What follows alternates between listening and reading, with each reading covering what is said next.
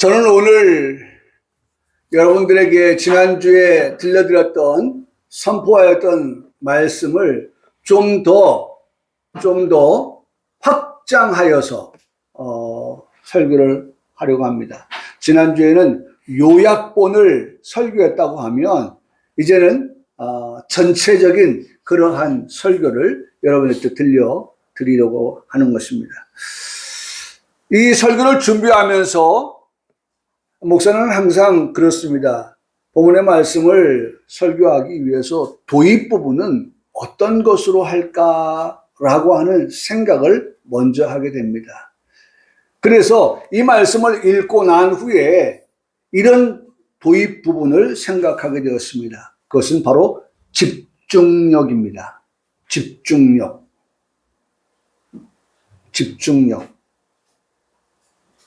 간단하게 말하면 여러분 오늘 예배 어떻게 드리자고 지금 말씀을 드리는 거예요? 집중해서 드립시다. 그거 할 말씀을 드리려고 하는 거예요. 네? 집중력.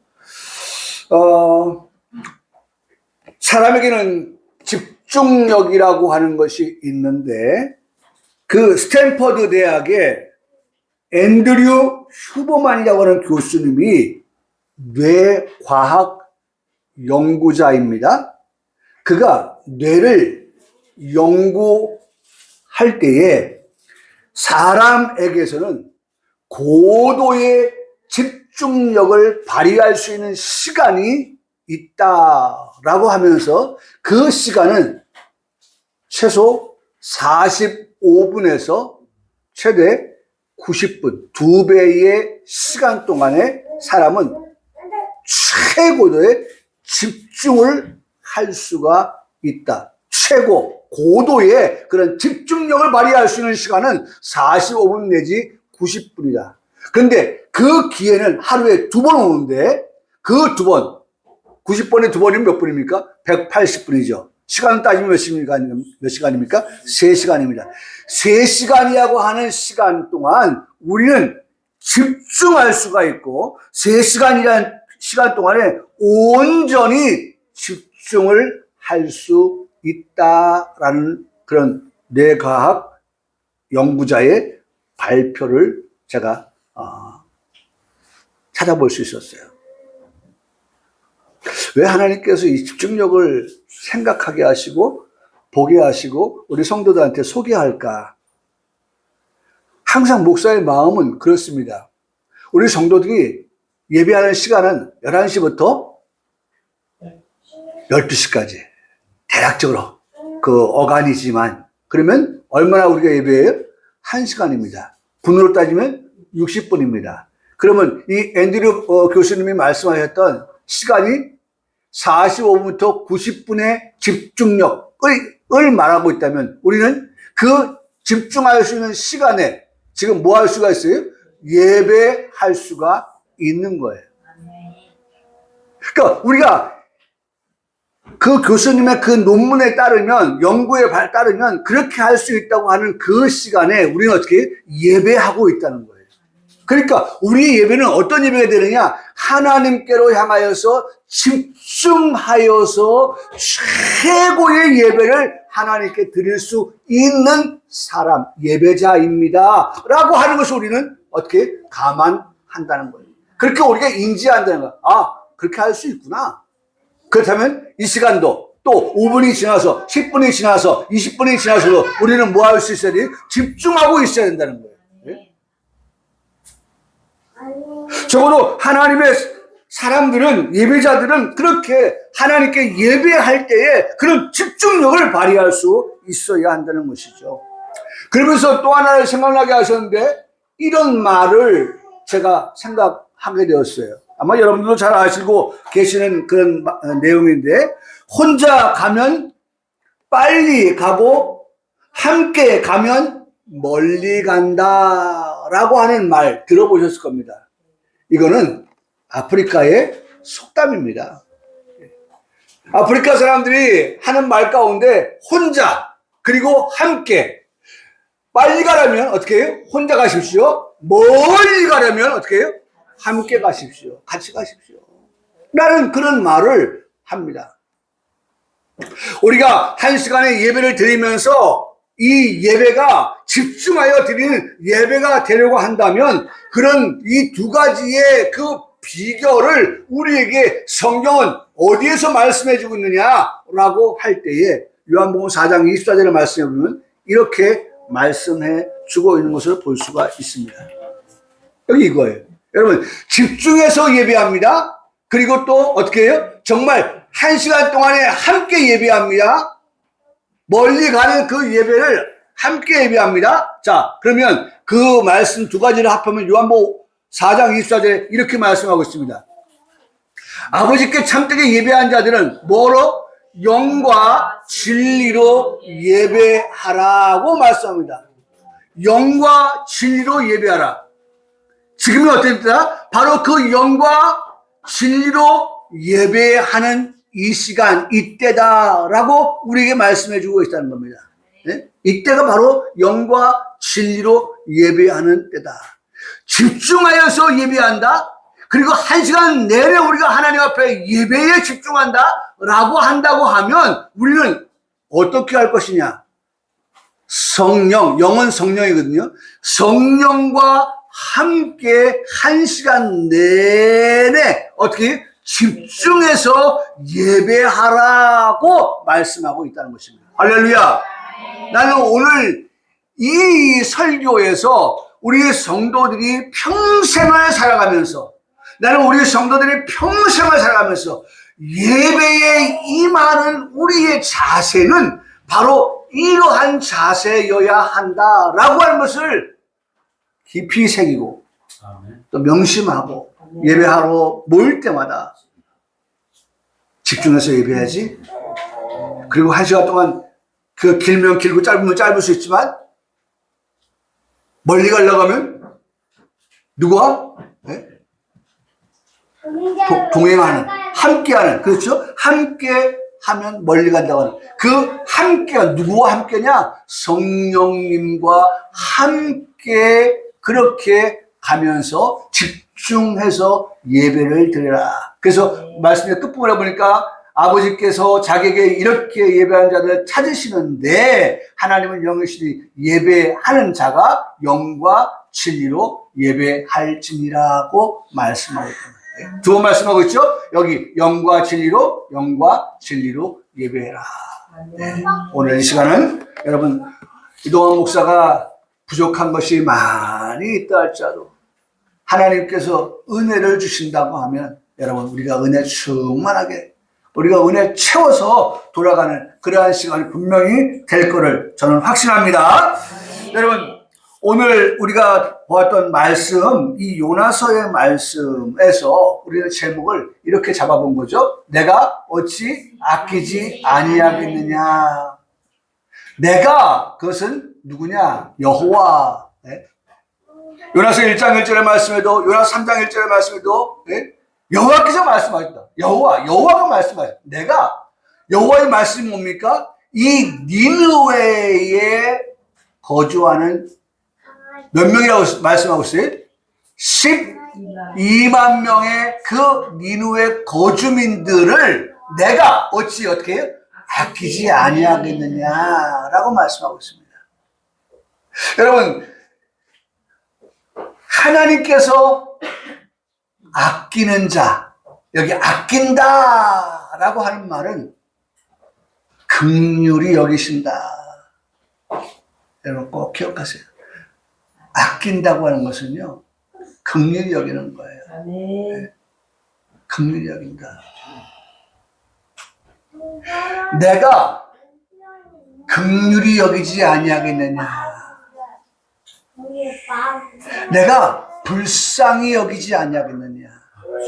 내가 그들을 어떻게 생각하여 주지 아니하겠느냐. 좀 생각 좀 해주세요. 우리가 어려움에 처하면 타인에게 다른 사람에게 좀 생각 좀. 내가 예를 들어서 이 물건을 사는데 이게 1,000원이에요. 근데 내가 얼마 가지고 있어요? 900원밖에 없어. 저 900원밖에 없는데 좀 생각 좀 해주세요. 그러면 무슨 말이에요? 100원 깎아달라는 얘기잖아요. 근데 900원밖에 없다고 하니까 어떻게 하겠어요, 이 사람이? 에이, 딴 데 가서 알아보세요. 라고 할 수 있겠지만, 어떻게 합니까? 에이, 미치는데. 몇 번 말하다가 어떻게, 그럼 가져가세요. 가져가세요. 주섬주섬 챙겨서 보내요. 뭐 해준 거예요? 생각해 준 거예요. 이 사람 형편을, 이 사람 사정을, 예? 이 사람의 지금을 어떻게 해요? 생각해 준 거죠. 살펴준 거죠. 아이고, 고맙습니다. 아이고, 고맙습니다. 여러분, 내가 어찌 아끼지 않냐겠냐? 내가 어찌 내가 이 사람을 잊고 어떻게 살아? 내가 생각하지 않을 수 없는 이 사람을 하나님께서 그런 마음을 어떻게 가지고 계시다는 거예요. 할렐루야. 네? 여러분, 가만히 잊고 사는 그런 사람이 아니라 항상 내 생각에서 어떻게 해요? 떠나지 아니하는. 아이, 그렇잖아요. 네? 어제 우리 이경모 집사님하고 유희진 집사님하고 야간에 바람 쐬러 갈 때 애기 두고 갈 수 있었겠어요? 네? 엄마 아빠 나갔다 올 때 혼자 집 잘 보고 있어. 이제 6개월? 5개월 된 애기한테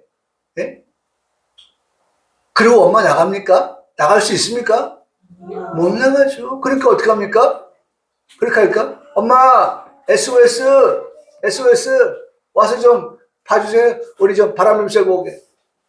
갔다 와라.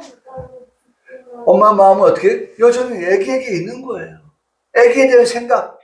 내가 딱 나가도 이 애기가 괜찮을까?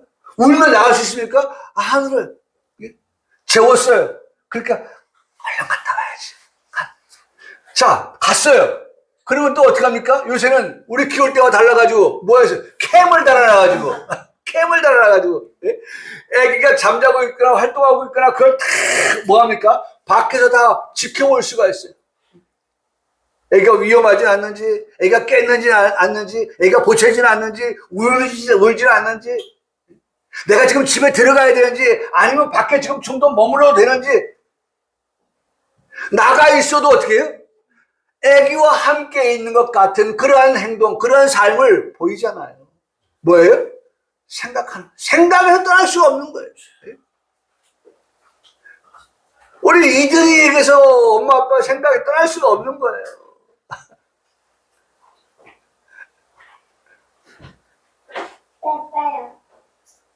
여러분, 어떻게 부모가 자식을 생각해서 지울 수 있어요? 잊을 수 있어요? 김효수는 그렇잖아요. 우리 혜민이 민주 바깥에서 독립해서 생활하는 그 자라난 딸이지만은, 성장한 딸이지만 그래도 늘 생각이 있잖아요. 오늘 일과는 잘 마쳤는지, 오늘 하루를 살면서 별일 없었는지, 또 더 나가서는 어떻게 좋은 사람 만나나? 부모 마음이 만나야 할 텐데, 아유, 기도해야겠다. 정이 아니야. 뭐 그냥 아팠어. 우리 민주에 대한 생각. 엄마 생각은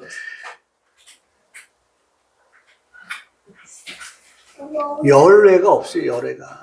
예외가 없어요. 생각입니다. 생각. 아낀다라고 하는 말씀의 뜻은 생각한다. 생각하여 준다. 여러분, 하나님이 날 생각하여 주신다. 여러분, 늘 우리의 마음속에, 아까 제가 기도 그거예요. 우리 그런 생각 가지고 살아야 되는데 어떻게 해요? 우리는 바쁘다 하면 뭐합니까? 잊어버리고 살 때가 있어요. 놓치고 살 때 있어요. 제가 핸드폰에 보니까 이번 주에 차 몇 킬로 탔어요. 지난달보다 이렇게 차이가 있어요. 지난달 이만큼 탔는데 이만큼 탔어요. 이런 것들이 다 이 보여요. 보세요. 내가 한 주간을 우리 가족들을 생각하면서 산 시간들을 그래프로 보면 월요일날 내가 바빴네? 그래서 우리 가족 생각하지 못하고 기도하지 못하고 살았네?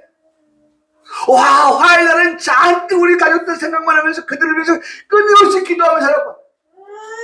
여러분, 이게 표시가, 네? 그 표시가 되어진다고 하면, 내가 이날은 뭐 있기에 이런 우리 가족들을 생각하지 못하고 기도하지 못했지? 또 그런 생각도 들어요. 근데 어떨 때 보면 일정하게 네? 밥을 먹을 때마다 우리 가족들 생각하면서 인식하기는 없지만은 그들을 위해서 생각하고 기도하고 아침에도 점심에도 저녁에도. 여러분, 저는 오늘 말씀의 핵심을 거기에 두고 싶어요. 난 우리 성도들이 정말 내가 어찌 아끼지 아니하겠느냐, 하나님께서 이렇게까지 생각하여 주시는구나 라고 하는 것에 대한 깊은 마음. 여러분, 우리 마음속에 하나님이 이렇게 나를 생각해 주시는데 나는 바로 이런 생각이 우리에게 있어야 된다는 거예요. 하나님이 나를 향하여서 이렇게 긍휼히 여겨주시는데 내가 어찌 긍휼히 여기지 아니할까라고 하는 그런 말씀이 오늘 말씀의 핵심이 되는 거예요. 네? 핵심이에요. 그래서 오늘 말씀을 대하면서 저는 이 긍휼히 여긴다라고 하는 이 말씀을 마태복음 5장 예수님께서 산상수훈에서 들려주셨던 팔복 가운데에서 5번째로 기록하고 있는 이 긍휼에 대한 말씀을 생각하게 되었어요. 여기 아낀다라고 하는 말씀이 긍휼히 여긴다라고 말씀했기 때문에, 그래서 긍휼히 여긴 자는 한번 같이 읽겠습니다. 시작. 긍휼히 여기는 자는 복이 있나니 그들이 긍휼히 여김을 받을 것이며 라고 말씀하고 있어요. 그런데요, 제가요 설교를 준비하면서 이 마태복음 5장의 팔복 가운데 심령이 가난한 자는 복이 있나니 시작해서 쭉 나와 있는 8가지 복 가운데 이 긍휼히 여긴다고 하는 이 말씀이 몇 번째 예수님께서 말씀하셨나를 한번 들여다보니까 5번째에 말씀하고 계시더라고요. 근데 5번째라고 하는 것이 하나님께서 제가 의미를 부여하는 겁니다. 목사인 제가 우리 예수님의 마음을 담아서, 우리 아까도 김혜수 아님이 형부 생신인데 목사님 5살 차이 형부에게 생신이라고 표현해야 돼요? 생일이라고 표현해야 돼요? 생신이라고 할까? 생일이라고 할까? 5살밖에 차이가 안 나는데 어떻게 하는 게 맞지요? 여러분들은 어떻게 표현하시겠습니까? 어떻게 쓰시겠습니까? 네? 네. 우리가 뭐라고 쓴들 받는 쪽에서는 야 이렇게 생각해주고 문자를 보내줬다고 하는 그것에 감복하는 거죠. 근데 저 역시도 이 말씀을 한번 생각해 봤어요. 왜? 예수님께서 긍휼히 여긴 자를 제일 위에다 놓을 수 있고 제일 마지막에 놓을 수 있고 하는데 왜 5번째에 긍휼히 여기는 자를 집어넣었을까라고 목사인 저는 한번 고민을 해봅니다. 근데 5라고 하는 숫자가 가지고 있는 의미가 있습니다. 성경에 기록되어진 숫자의 의미 가운데 5라고 하는 숫자는 우리에게 이런 것들을 말씀해 주고 있어요. 5라고 하는 숫자는 무엇이냐라고 할 때 그 5는 5번째 그 5 말입니다. 5는 축복의 그러한 축복의 증가를 말하는 수. 5라고 하는 수는 축복의 증가를 말하는 수. 그리고 2번째로는 은혜의 수예요. 은혜의 수.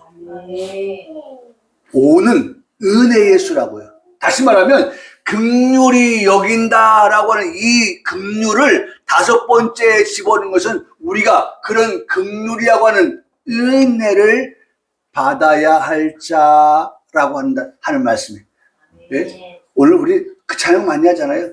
은혜 아니면 살아갈 수 없는 우리에게는 그 은혜를 받아야 될 것 가운데 하나가 뭐라고요? 긍휼이다 라고 하는 거예요. 하나님이 아껴주시는 것이다. 하나님이 생각하여 주시는 것이다. 그게 은혜다. 할렐루야. 네? 여러분, 우리가 은혜 받았습니다 라고 하는 것은 하나님께서 나를 생각하여 주신다고 하는 것이 내 마음에 그렇게 찌하게 와 닿습니다. 나는 잊고 살지라도 하나님은 나를 한시라도 부모가, 엄마가 아기를 잊지 못하고 생각하는 것처럼, 자식을 잊지 못하고 생각하는 것처럼 그렇게 하나님이 나를 잊지 않고 있습니다. 생각하고 계십니다. 라고 하는 그러한 것들을 우리가 은혜로 받아들이는, 그걸 말씀하고 있어요. 은혜의 수 5, 축복의 증가의 수 5. 그런데 여러분, 성경이 이 5를 그렇게 은혜와 축복에 대한 말씀을 하실 때에 그냥 5를 그렇게 말씀하고 계시는 게 아니에요. 제가 한번 찾아보니까 이렇게 말씀하고 있어요. 창세기 45장 22절에 말씀해 보면 요셉이 형들의 미움을 사서 팔려갔잖아요. 팔려간 그 요셉이 결과적으로 장차 애굽에 뭐가 됩니까? 총리가 됩니다. 자, 이제 가뭄이 왔습니다. 흉년이 왔습니다. 모두가 먹는 데에 급급하여 살아갈 수밖에 없는 그런 상황에서 형들이 애굽으로 내려와서 먹을 것을 구합니다. 형들과 조우를 합니다. 만남이 이루어집니다. 처음에는 그 감정을 억제하지 못합니다. 그리고 나중 가서는 그 억제하지 못하는 감정에 눈물이 쏟아집니다. 폭발합니다. 그래서 자신이 형들이 팔았던 요셉, 죽지 않고 이렇게 살아서 애굽의 총리가 되었습니다. 축복이죠. 할렐루야. 오는 뭐라? 축복의 증가의 수다. 그냥 축복만 말하는 게 아니라 축복의 증가의 수가 5예요. 네? 요셉을 축복하여 주시는데 그냥 축복이 아니라 애굽의 서열 2위 자리에 앉히는 증가. 네? 그런 자리에 앉혔단 말이죠. 그런데 중요한 것은 그러한 요셉이 형들을 만나는데 형들에게 옷을 줍니다. 옷을 주어요. 그 옷을 주어 입히는데 한 벌씩을 줍니다. 형들에게는. 그런데 자신의 친동생인 베냐민에게는 은도 주고 옷도 주는데 은은 300을 주고 옷은 5벌을 줍니다. 여러분 몇 벌이요? 5벌. 여기서 나오는 게 5벌이에요. 5예요, 5. 형들이 몇 벌 줬다고요? 한 벌밖에 안 줬어요. 그런데 요셉이 동생인 베냐민에게 몇 벌 줬다? 5벌 줬어요. 네? 왜요? 동생을 사랑하기 때문에. 친동생이거든요. 나머지 형들은 다 뭐예요? 베테랑 형들이고 가족, 형제들이에요. 근데 친동생인 베냐민에게는 특별하게 은혜를 베풀어서 어떻게 해요? 옷을 5벌, 은을 300개를 주었다. 그렇게 말씀하고 있는 것을 볼 수가 있습니다. 또한 5라고 하는 숫자는 은혜와 그 은혜를 말씀하고 축복을 말씀하고 있는데 여기 이렇게 말씀하고 있습니다. 예수님께서 야곱의 우물에 가셨을 때에 그 사마리아 여자를 만나게 되는데 그 사마리아 여자가 남편이 몇 명이에요? 5명이었어요. 남편이 5. 예수님께서 그 남편이 5인 여자에게 이렇게 말씀합니다. 예수께서 대답하여 이르시되 이 물을 마시는 자마다 다시 목마르려니와 내가 주는 물을 마시는 자는 영원히 목마르지 아니하리니 내가 주는 물은 그 속에서 영생하도록 솟아나는 샘물이 되리라고 말씀을 합니다. 여러분, 남편 5을 두었다고 하는 것은 항상 부족함을 얘기하는 거예요.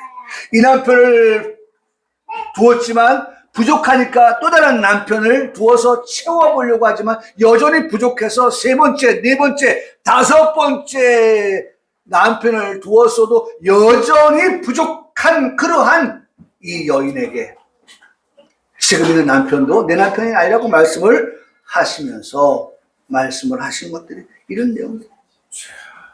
여러분, 오늘 우리의 삶에는 늘 만족함이 없어요. 만족하는 거예요. 그런데 하나님께서 우리에게 이러한 축복을 말씀하시면서 우리에게 은혜를 주시기를 원하신다라고 하는 것을 우리에게 들려주고 있는 것입니다. 어쨌든 여러분, 다섯 번째 집어는 이 긍휼히 여기는 자라고 하는 이 말씀을 통해서 아낀다라고 하는 것을 연계시킨다고 그랬죠. 여기 아낀다, 긍휼이라고 하는 것, 이 말씀을 가지고 오늘 이 요나서를 보는 것입니다. 이 요나서의 말씀에 보면 여러분, 이 니누에는 요나서 3장 4절에 보면 40일이 지나면 이 니누에라는 도시는 어떻게 될 도시예요? 무너져서 망할 도시다라고 말씀합니다. 이 도시가 멸망할 그런 도시라고 하는 것을 말씀해 주고 있어요. 40일이라고 하는 시간을 정해놨어요. 그러면 하루하루 우리가 지금도 보지만은 세상 참 빨리 간다. 빨리 가는 세상 속에서 니누에는 곧 어떻게 될 도시예요? 망할 수밖에 없는, 무너질 수밖에 없는, 전멸할 수밖에 없는 그러한 도시. 대거 사람들이 탈출하고 빠져나가는 그러한 유령의 도시가 될 수밖에 없는 그러한 도시. 그러한 도시를 향하여서 하나님께서 말씀하시고, 내가 이 도시에 이 사람 12만 명이나 되는 이 도시의 사람들, 사실 어떤 면에서는 하나님께서 이 도시의 사람들을 볼 때에 어떻게 보셨는지 아십니까? 이 도시의 사람 볼 때 이렇게 봤어요. 네? 요나서 1장 2절을 보니까 12만 명의 이 도시의 사람들을 그것을 향하여 외치라, 처음에 요나에게 말씀하셨어요. 여러분, 저는 지금 이 말씀을 여러분들한테 이렇게 전하고 싶습니다. 복음을 지금 보는 거예요. 복음을 보고 있다는 거예요. 하나님께서 니느웨를 볼 때, 그곳에 사는 사람들을 볼 때 뭘로 봤어요? 그것은 뭘 의미하고 있죠? 사람을 의미하진 않아요. 물건을 의미합니다. 다시 말하면 이 니느웨의 사람들을 하나님은 사람으로 보지 않는 거예요. 사람으로 보지 않는 거예요. 그것들을 향하여 외치라. 그런데 1장에서 그렇게 말씀하시되 하나님께서 3장에서는 뭐라고 하세요? 그것이 뭘로 바뀌었어요? 그들로, 사람으로 바뀌었어요. 여러분, 오늘 하나님은 우리를 변화시키신 하나님이시다. 우리를 새롭게 하신 하나님이다. 그것과 같이 취급받아 마땅한 니느웨 사람들이 할지라도 하나님이 아끼시니까 그것이 뭐로 바뀌었어요? 그들로 바뀌더라. 할렐루야. 하나님이 그들로 취급하신다. 그들로 여기신다. 여러분들, 우리도 막 화가 나면 말이죠. 사람으로 보이지 않잖아요. 예? 그것들이 말이죠. 예? 그것들. 예? 그것이 그것. 예? 근데 이제 사람이 좀 온화해지면, 그분들이. 그것이 그분을. 예? 여러분, 그 말씀이 그거예요. 하나님이 아끼시면 그것이 그들로 바뀌는 걸 보여요. 여러분, 오늘 우리가 바라보는 사람들, 내가 만나는 사람들, 우리가 어떤 눈, 어떤 시각, 어떤 마음으로 볼 것이냐, 그것으로 볼 것이냐, 그들로 볼 것이냐, 그것은 우리 마음에 뭐가 있어야 된다? 아끼는 마음만 있으면. 할렐루야. 여러분, 오늘 남편을 아끼는 마음, 아내를 아끼는 마음, 자녀들을 아끼는 마음, 우리 이웃들을 아끼는 마음을 가지고 우리가 보면 그것들로 안 보여요. 그분들로 보여요. 그들로 보여요. 할렐루야. 여러분, 우리의 마음에 하나님의 마음과 같은 그런 마음이 있기를 원합니다. 네? 아끼는 마음. 네? 아끼는 마음. 생각해주고 늘 그들 향해서 긍휼을 베푸는 그런 마음만 우리가 가지고 있으면 여러분, 우리의 눈이 그것에서 뭘로 바뀐다? 그들에게로 이렇게 시야가 옮겨오는 것을 볼 수가 있어요. 저는 그래서 감히 말씀드립니다. 그것이 그들로 바뀌는 것이 뭐다? 복음이다. 아멘이십니까? 오늘 과거의 우리 모습은 그것이었어요. 그런데 지금의 우리 모습은 뭐예요? 그들이에요. 이게 복음인 거예요.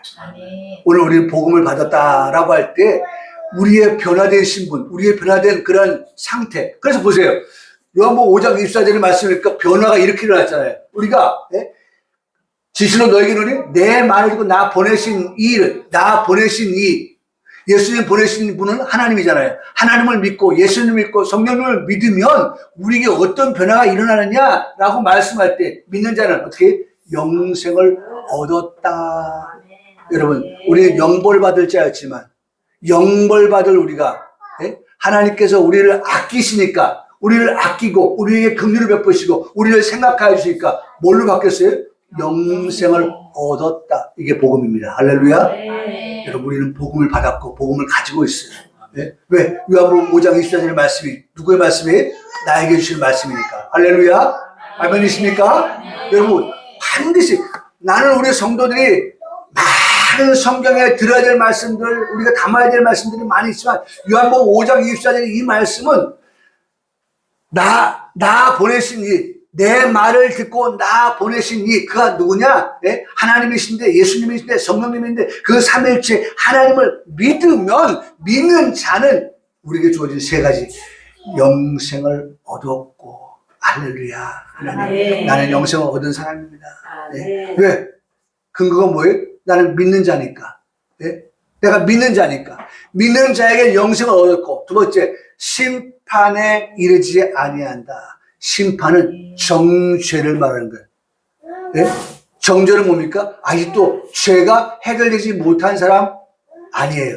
죄에서 자유, 죄에서 해방, 더 이상 죄를 물을 것이 없는 그러한 자, 정죄 받을 것이 없는 사람, 죄 없음. 할렐루야. 오늘 우리는 예수를 통해서 어떻게 인정받았어요? 죄 없음. 이 사람 땅 죄 없음. 그렇게 세 번 치면 끝나는 거예요. 죄 없다라고 세 번 치면 더 이상 물을 수가 없어요. 물을 수가 없는 거예요. 그래서 심판에 우리는 이르지 아니하는 복을 받게 되고, 세 번째 뭐예요? 사망에 이를 수밖에 없던 우리가 어떻게 생명으로 옮겨졌다 라고 말씀합니다. 여러분, 저는 이 요한복음 5장 24절의 이 말씀을 보면서 맞아, 하나님 나를 어떻게 보셔요? 아끼시니까 이런 일이 일어났지, 이런 변화가 있지. 할렐루야. 하나님 우리를 아끼지 아니하시면 이 세 가지의 복을 나는 어떻게 받을 수가 없는 거예요. 내게 있을 수가 없는 거예요. 여러분, 이 두 가지를 연결고리를 보세요. 하나님이 나를 아끼셔서 이 요한복음 5장 24절의 세 가지 복을 나에게 주셨습니다. 나는 받았습니다. 라고 하는 그와 같은 것들이 우리에게 있는 우리의 성도들. 그래서 요나의 마음에는 이 니느웨가 12만 명이든 120만 명이든 1200만 명이든 다 망했으면 좋겠어요. 그들이 아예 지구상에서 사라졌으면 좋겠어요. 그런데 하나님의 마음은 그렇지 않더라는 거예요. 그래서 여러분, 오늘 우리가 배우는 게 뭐예요?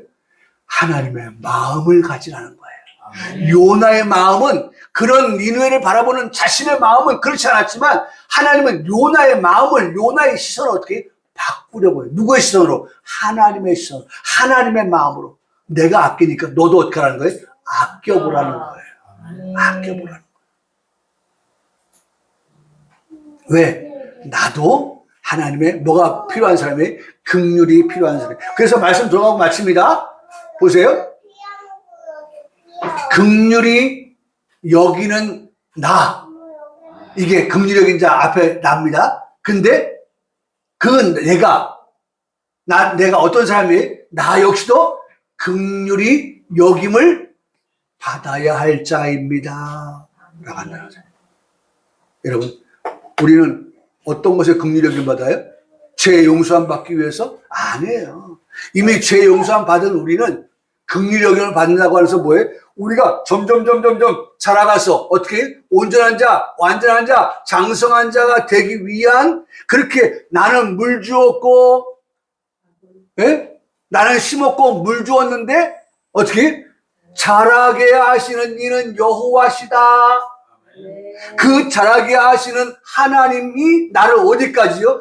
온전한 자, 완전한 자, 장성한 자의 자리까지 끌어올려 주셔서 하나님의 성품에 참여하는 자가 되게 하시도록 하기 위해서 뭐 하시는 거예요? 우리에게 긍휼히 아껴서 생각해 주셔서 우리를 그 자리에 내가 그 자리에 어떻게 서도록 하신다. 여러분, 나는 우리 성도들에게 말씀, 긍휼 내가 받았어? 나는 이제 긍휼 더 필요 없네. 그러면 아니에요. 긍휼을 받은 우리는 죄의 문제에 있어서 긍휼을 받았지만 이제는 온전한 자유로 거룩한 자유로 나아가기 위하여서 또다시 우리 하나님 앞에 뭐가 필요해? 긍휼이 필요한 자다. 그래서 앞에 부분은 긍휼히 여김을 받아야 될 자를 말씀한다고 하면 긍휼히 여김을 받은 자가 여전히 긍휼히 여김을 받아서 성숙한 자유로 나아가는데 하나님이 자라게 하시는 것이 필요하다라고 하는 것에 대한 그러한 갈망이 우리에게 필요하고 기도가 필요하다라고 하는 것을 말씀해 주고 있는 것입니다. 여러분, 이번 한 주간도 우리가 하나님의 긍휼 가운데 머물러 살아가는 그러한 성도의 삶이 되어서 정말 우리의 삶이 늘 하나님이 생각하고 그 하나님이 생각하는 마음을 가지고 우리의 가족들을 생각하면서 늘 끊임없이 그들을 생각하고 그들을 하나님께 부탁하면서 기도하며 살아가는 우리 성도들의 삶이 되기를 주님의 이름으로 축복합니다. 아멘.